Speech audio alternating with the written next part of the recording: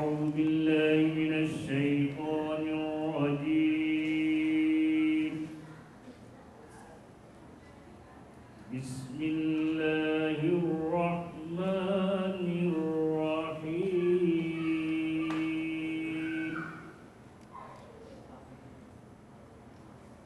والتين والزيتون وطور سينين وهذا البلد الأمين.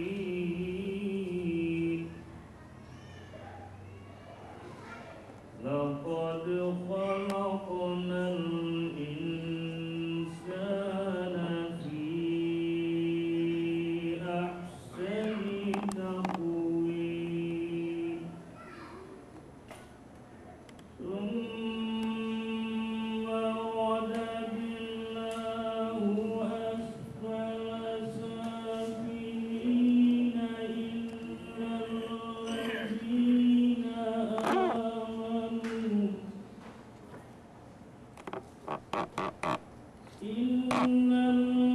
الذين آمنوا وعملوا الصالحات فلهم أجر غير ممنون.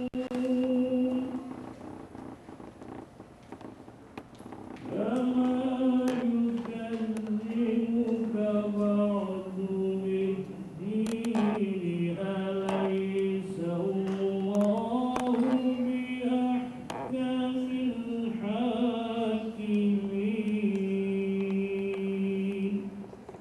صدق الله العظيم. مرحبا জনাব হাবিব সাহেবকে ধন্যবাদ। এখানে আমাদের সম্মানিত প্রধান অতিথি ওনার মূল্যবান বয়ান তফসিল শুরু করবেন। আপনারা আপনাদের সহকারে শুরু করবেন।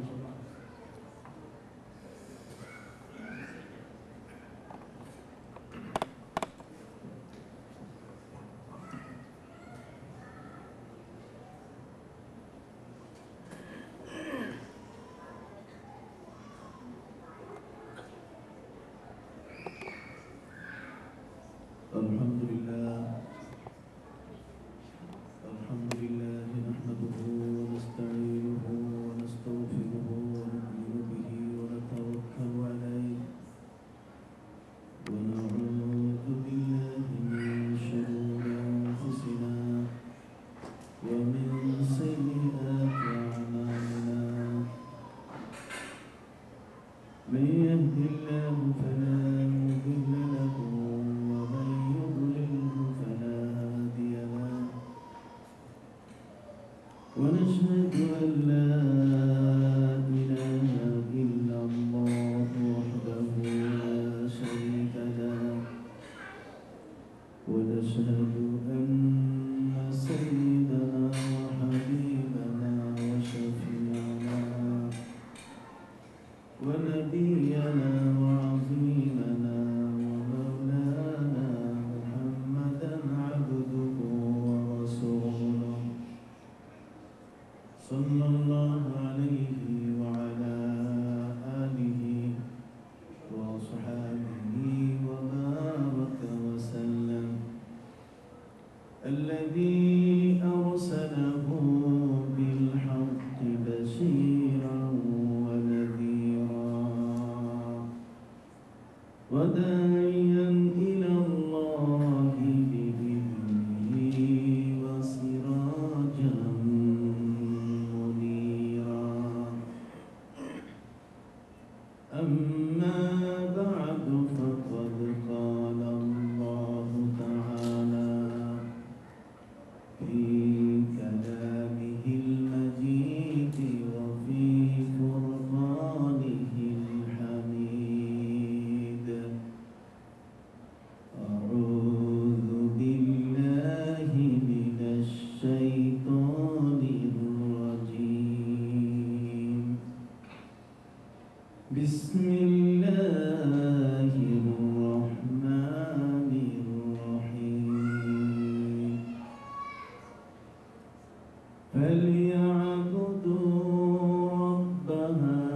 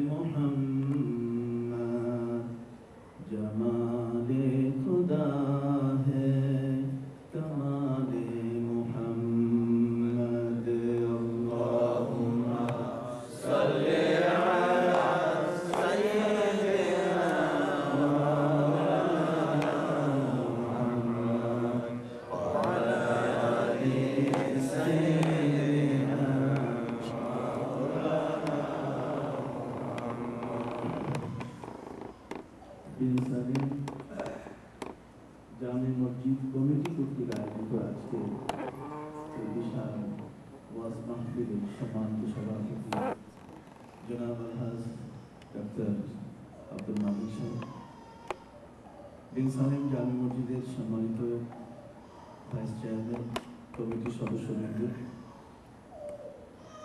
বিন সালেম জামি মসজিদের সম্মানিত খতিব ও ইমাম সাহেব, নিউ ইয়র্ক থেকে আগত আমার সাথে জনাব আলহাজ হাফিজ মৌলানা মনজুর আহমদ এবং জনাব মোহাম্মদ সাহেব,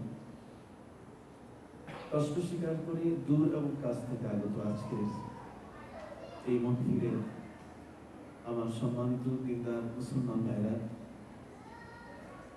আমার অত্যন্ত আদরের কচিকাঁচা শিশুরা, যুবক ভাইরা, পর্দার আড়ালে আমার মা বোনেরা, আসসালামু আলাইকুম ওয়া রাহমাতুল্লাহি ওয়া বারাকাতুহু।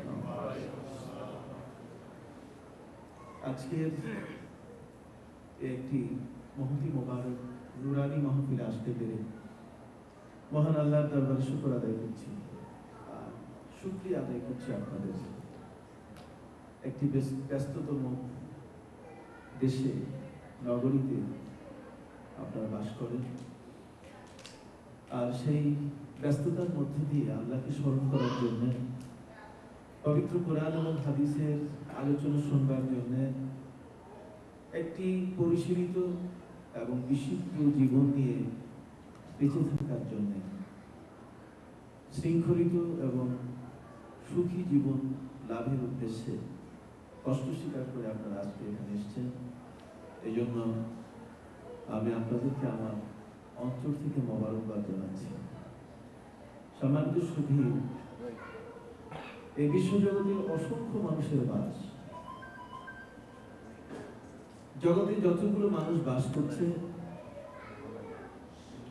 এরা সবাই আপনার মাখলুক। এদেরকে পৃথিবীর অন্য কেউ সৃষ্টি করেনি। আজ পর্যন্ত এই বিষয়টি প্রমাণিত হয়নি যে কোনো মানুষ মানুষকে সৃষ্টি করতে পেরেছে, অথবা এই জগতের মধ্যে আল্লাহ ছাড়া বিভিন্ন ধর্মে যাকে স্রষ্টা হিসেবে বলা হয়, এমন কোন স্রষ্টা এই পৃথিবীতে নতুন কোনো মানুষ সৃষ্টি করে আমাদের কাছে উপস্থিত করতে সক্ষম হয়েছেন, আজ পর্যন্ত এমন কোন নজির খুঁজে পাওয়া যায় না। সম্মানিত সুধী, এই বিশাল এক মহাদেশে যতগুলো মানুষ বাস করছে, সারা পৃথিবীতে যতগুলো মহাদেশ আছে, সূর্যের উদয়ন থেকে অস্তাচল পর্যন্ত গোটা পৃথিবী খুঁজে যদি দেখা যায়, তাহলে মানুষের অবয়ব, অবকাঠামো, তার সৃষ্টিতে যে কুদরতগুলো আল্লাহ ব্যবহার করেছেন, আমরা এর কোনো ব্যত্যয় দেখি না, এর কোনো ব্যতিক্রম আমরা দেখি না। আমরা তিন চোখের মানুষ আজ পর্যন্ত খুঁজে পাইনি যে একটা মানুষের তিনটে চোখ আছে। আজ পর্যন্ত আমরা পৃথিবীতে খুঁজে পাইনি যে একটা মানুষের নাক দুইটা আছে। আমরা